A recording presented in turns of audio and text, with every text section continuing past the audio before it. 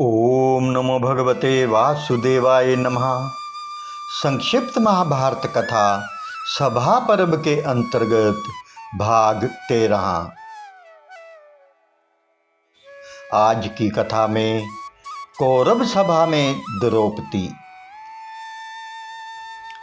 विशंपजायन जी कहते हैं, जन्मजय, अब दुर्योधन ने विदुर जी को पुकार कर कहा, विदुर तुम यहाँ आओ, तुम जाकर पांडवों की प्रियतमा सुंदरी द्रौपदी को शीघ्र ले आओ। वह अभाग्नि यहाँ आकर हमारे महल में झाड़ू लगावे और दासियों के साथ रहे। विदुर जी ने कहा, मूर्ख, तुझे पता नहीं तू फांसी में लटक रहा है और मरने वाला है, तभी तो तेरे मुंह से ऐसी बात निकल रही है। अरे तू इन पांडव सिंहों को क्यों क्रोधित कर रहा है? तेरे सिर पर वशीले सांप क्रोध से फन फैला फैलाकर फुनकार रहे हैं। तू उनसे छेड़खानी करके यमपुरी मत जा। देख, द्रौपदी कभी दासी नहीं हो सकती।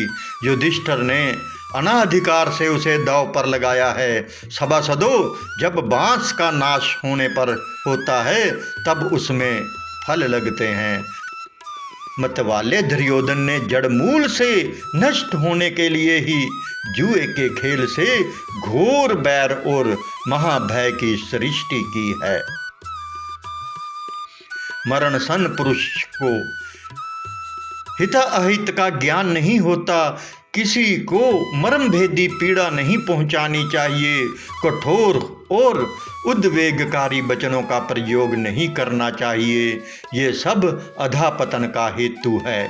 कड़वी बात निकलती तो मुंह से है, पर जिसके लिए निकलती है उसके मर्म स्थान में चुभकर रात दिन विह्वल किया करती है।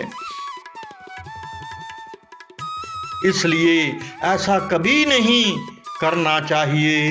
धृतराष्ट्र बड़े भयंकर और विकट संकट के निकट पहुंच गया है। दुशासन आदि भी इसी की हाँ में हाँ मिलाते हैं। चाहे तूबा जल में डूब जाए, पत्थर तैरने लगे, परंतु यह मूर्ख मेरी हितकारी बात नहीं मानेगा। ये मित्रों की श्रेष्ठ और हित भरी बात नहीं सुनता। इसका लोभ बढ़ता जा रहा है। इससे निश्चय होता है कि शीघ्र ही कौरवों के सर्वनाश का हेतु भयंकर विध्वंस होगा। अब मदहंध्य दुर्योधन ने विदुर को धिक्कार कर भरी सभा में प्रतिकामी से कहा, तुम इस समय जाकर द्रौपदी को ले आओ। पांडवों से डरने की कोई बात नहीं है। प्रतिकामी दुर्योधन की आज्ञा अनुसार द्रौपदी के पास गया और कहा, सामग्री, सम्राट युधिष्ठिर जुए में सब धन हार गए। जब दांव पर लगाने के लिए कुछ ना रहा तब उन्होंने भाइयों को, अपने को और अंत में आपको भी हार दिया। अब आप दुर्योधन की जीती हुई वस्तुओं में हैं। आपको लाने के लिए उन्होंने मुझे भेजा है। जान पड़ता है अब कौरवों का नाश निकट आया है। द्रौपदी ने कहा, सूतपुत्र, अवश्य विधाता का यही विधान है। बालक वृद्ध सभी पर दुख सुख तो पड़ते ही हैं। जगत में धर्म सबसे बड़ी वस्तु है। यदि हम दृढ़ता से धर्म पर अड़ुड़ रहें तो वह हमारी रक्षा करेगा। तुम सभा में जाओ और वहाँ के धर्मात्माओं से पूछो कि ऐसे अवसर पर मुझे क्या करना चाहिए। मैं धर्म का उल्लंघन नहीं करना चाहती। द्रौपदी की बात सुनकर प्रतिकामी सभा में लौट आया और सभासदों से पूछा कि द्रौपदी को क्या उत्तर दें। उस समय सभासदों ने अपना अपना मुंह नीचे कर लिया। दुर्योधन की हठ जानकर किसी ने कुछ उत्तर नहीं दिया। महात्मा पांडव उस समय बड़े दुखी और दीन हो रहे थे। वह सत्य से बंधे होने के कारण क्या करना चाहिए इसका ठीक ठीक निर्णय करने में असमर्थ थे। पांडवों की खिन्नता से लाभ उठाकर दुर्योधन ने कहा, प्रतिकामी तू जा, तू द्रौपदी को यहीं ले आ, उसके प्रश्न का उत्तर यहीं दे दिया जाएगा। प्रतिकामी द्रौपदी के क्रोध से भी डरता था। उसने दुर्योधन की बात टालकर सभासदों से फिर पूछा कि मैं द्रौपदी से क्या कहूँ। दुर्योधन को ये बात बहुत बुरी लगी। उसने प्रतिकामी की ओर कठोर दृष्टि से देखकर अपने छोटे भाई दुशासन से कहा, भाई ये क्षुब्ध प्रतिकामी भीमसेन से डर रहा है, इसलिए तुम स्वयं जाकर द्रौपदी को पकड़ लाओ। ये हारे हुए पांडव तुम्हारा कुछ भी नहीं बिगाड़ सकते। बड़े भाई की आज्ञा सुनते ही दुशासन लाल लाल नेत्र किए वहां से चल पड़ा और पांडवों के निवास स्थान में जाकर द्रौपदी से बोला, कृष्णे चल, तुझे हमने जीत लिया है, अब लज्जा छोड़कर दुर्योधन को देख। सुंदरी, हमने धर्मतः तुम्हें पा लिया है, अब सभा में चल और कौरवों की सेवा कर।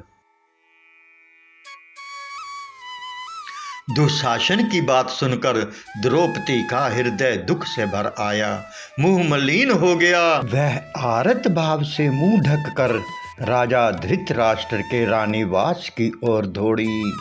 पापी दुशासन ने क्रोध से भरकर उसे डांटा और पीछे से दौड़कर महारानी द्रौपदी के नीले नीले घुंघराले और लंबे बालों को पकड़ लिया। हाय हाय, अभी ये बाल कुछ ही दिनों पहले राज सूर्य यज्ञ में अवमृत स्नान के समय मंत्रपूत जल से सींचे गए थे। दुरात्मा दुशासन पांडवों का तिरस्कार करने के लिए आज उन्हीं बालों को बलपूर्वक पकड़कर द्रौपदी को अनाथ के समान घसीटता चला जा रहा है।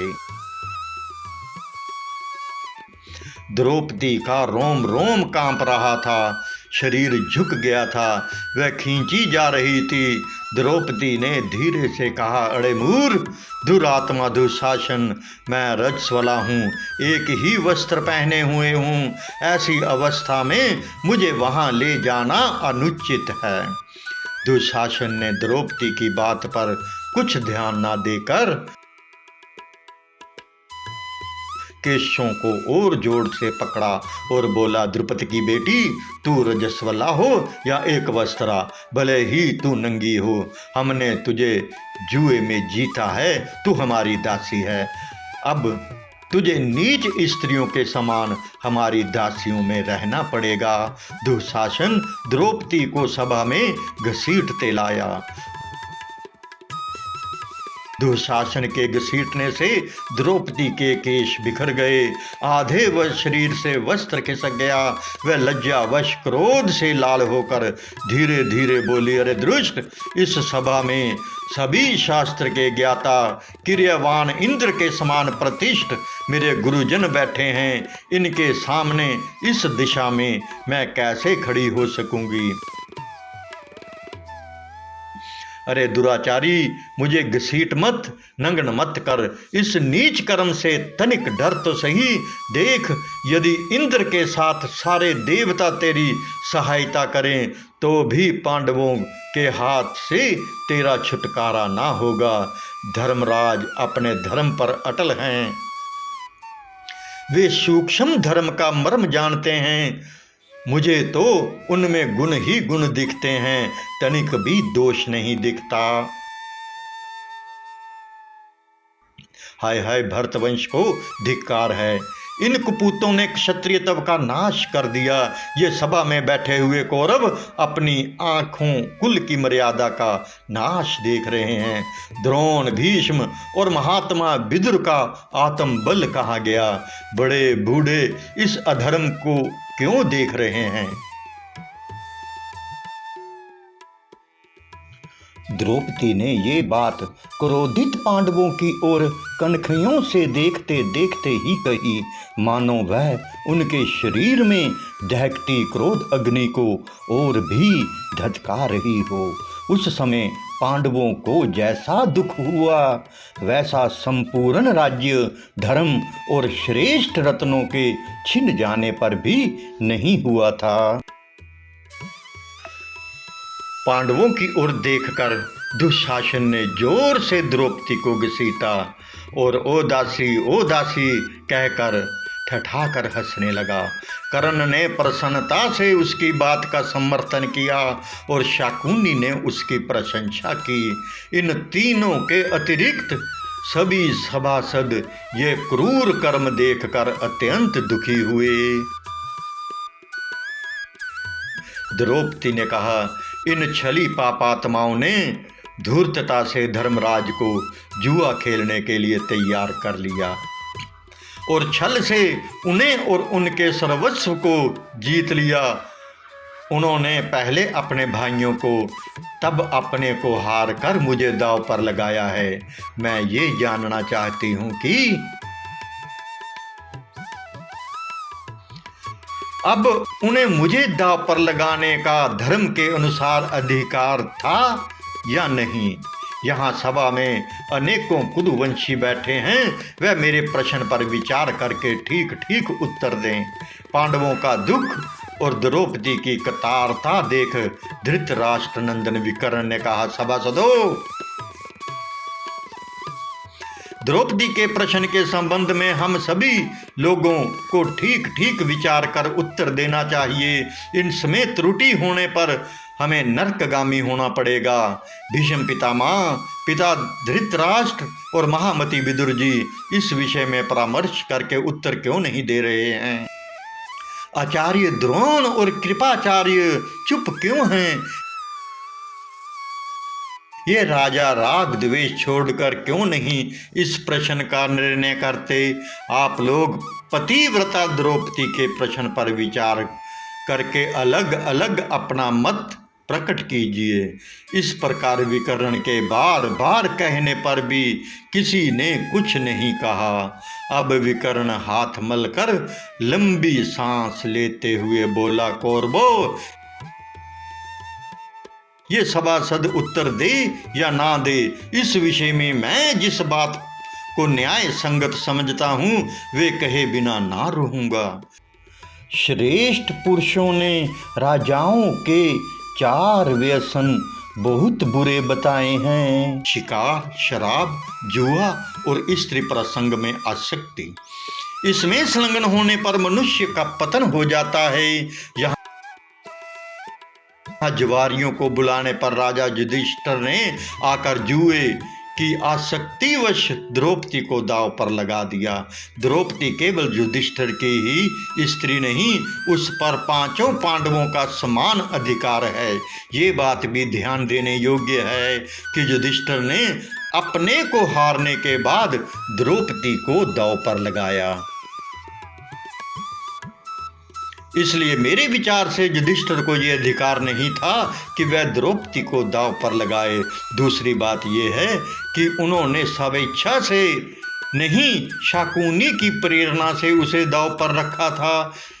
इन सब बातों से मैं तो इस निश्चय पर पहुंचता हूं कि द्रौपदी जुए में नहीं हारी गई। विकर्ण की बात सुनकर सभी सभासद उसकी प्रशंसा और शाकुनी की निंदा करने लगे। चारों ओर कोलाहल होने लगा। शांति होने पर कर्ण ने क्रोध से भरकर विकर्ण का हाथ पकड़ लिया। कर्ण बोला, विकर्ण, तू इतनी उल्टी बातें क्यों कर रहा है? मालूम होता है कि तुम अग्नि से उत्पन्न अग्नि के समान अपने वंश का ही सत्यानाश करना चाहता है। द्रौपदी के बार बार पूछने पर भी कोई सभासद उत्तर नहीं दे रहा है। इसका अर्थ ये है कि सब लोग उसको धर्म के अनुसार जीती हुई मानते हैं। तू बचपन के कारण धीरज खोकर बड़े बूढ़ों की सी बातें बना रहा है। एक तो तू दुर्योधन से छोटा और दूसरे धर्म के मर्म से अनभिज्ञ हैं। तेरी तुच्छ बुद्धि के निर्णय का महत्व ही क्या है? युधिष्ठिर ने अपना सर्वस्व दांव पर लगा कर हार दिया तब द्रौपदी बिना जीती कैसे रही? द्रौपदी भी तो सर्वस्व के भीतर ही है। क्या द्रौपदी को दांव पर लगाने में पांडवों की सम्मति नहीं थी? यदि तू ऐसा समझता है कि द्रौपदी को रजस्वला होने के समय सभा में नहीं लाना चाहिए था, तो इसका उत्तर भी सुन। देवताओं ने स्त्री के लिए एक ही पति का विधान किया है। द्रौपदी 5 पतियों की स्त्री होने के कारण निस्संदेह वैश्या है। इसलिए मेरी समझ से इसे एक वस्त्रा अथवा वस्त्रहीन होने पर भी सभा में लाना अनुचित नहीं है। अतः पांडव, उनकी पत्नी द्रौपदी और उनका सब धन जीत लिया गया है। अब कर्ण ने दुशासन की ओर देखकर कहा, दुशासन, विकर्ण बालक होकर बड़े बूढ़ों की सी बातें कर रहा है। इस पर ध्यान मत दो और द्रौपदी तथा पांडवों के सारे वस्त्र उतार लो। कर्ण की बात सुनते ही पांडवों ने अपने ऊपर के वस्त्र उतार डाले और दुशासन बलपूर्वक द्रौपदी का वस्त्र उतारने का प्रयत्न करने लगा। जिस समय दुशासन द्रौपदी का वस्त्र खींचने लगा, द्रौपदी भगवान श्री कृष्ण का स्मरण करके मन ही मन प्रार्थना करने लगी। हे गोविंद, हे द्वारकावासी, हे सच्चिदानंद स्वरूप प्रेमधन, हे गोपीजन वल्लभ, हे सर्वशक्तिमान प्रभु, कौरव मुझे अपमानित कर रहे हैं। क्या ये बात आपको मालूम नहीं है? हे नाथ, हे रमानाथ, हे ब्रजनाथ, हे अर्थनाशन जनार्दन, मैं कौरवों के समुद्र में डूब रही हूँ, आप मेरी रक्षा कीजिए। हे कृष्ण, आप सच्चिदानंद स्वरूप महायोगी हैं, आप सर्व स्वरूप एवं सबके जीवनदाता हैं। गोविंद, मैं कौरवों से घिरकर बड़े संकट में पड़ गई हूँ, आपकी शरणागत में हूँ, आप मेरी रक्षा कीजिए। द्रौपदी त्रिभुवनपति भगवान श्री कृष्ण के स्मरण में तन्मय हो मुंह ढक कर रोने लगी। उसकी अर्थ पुकार भगवान श्री कृष्ण के पास पहुंची। उनका हृदय करुणा से भर आया। भक्त वत्सल प्रभु प्रेम परिवर्ष होकर द्वारका की सेज भोजन और लक्ष्मी को भी भूल गए और दौड़े दौड़े द्रौपदी के पास पहुंचे। उस समय द्रौपदी अपनी रक्षा के लिए हे कृष्ण, हे वैष्णव, हे हरे इस प्रकार पुकार पुकार छटपटा रही थी। धर्म स्वरूप भगवान श्री कृष्ण ने गुप्त रूप से वहां आकर बहुत से सुंदर वस्त्रों से द्रौपदी को सुरक्षित कर दिया। दुरात्मा दुशासन द्रौपदी को नंगी करने के लिए वस्त्रों को जितना ही खींचता उतनी ही वस्त्रों की बढ़ती होती जाती। इस प्रकार रंग बिरंगे बहुत से वस्त्रों का ढेर लग गया। धन्य है धर्म की महिमा, अद्भुत है श्री कृष्ण की कृपा, अविरचनीय है। चारों ओर सभा में हलचल मच गई। ओम नमो भगवते वासुदेवाय नमः। प्रिय मित्रों, आप सभी हमारे YouTube चैनल कान्हा सेवा के साथ जुड़ें तथा अपने सभी मित्रों को भी हमारे चैनल को लाइक और सब्सक्राइब करने के लिए आज ही आमंत्रित करें। आपके मित्र भी इन कथाओं का आनंद लें। धन्यवाद। हरे कृष्ण कृष्ण कृष्ण हरे हरे, हरे राम राम राम हरे हरे। जय श्री कृष्ण।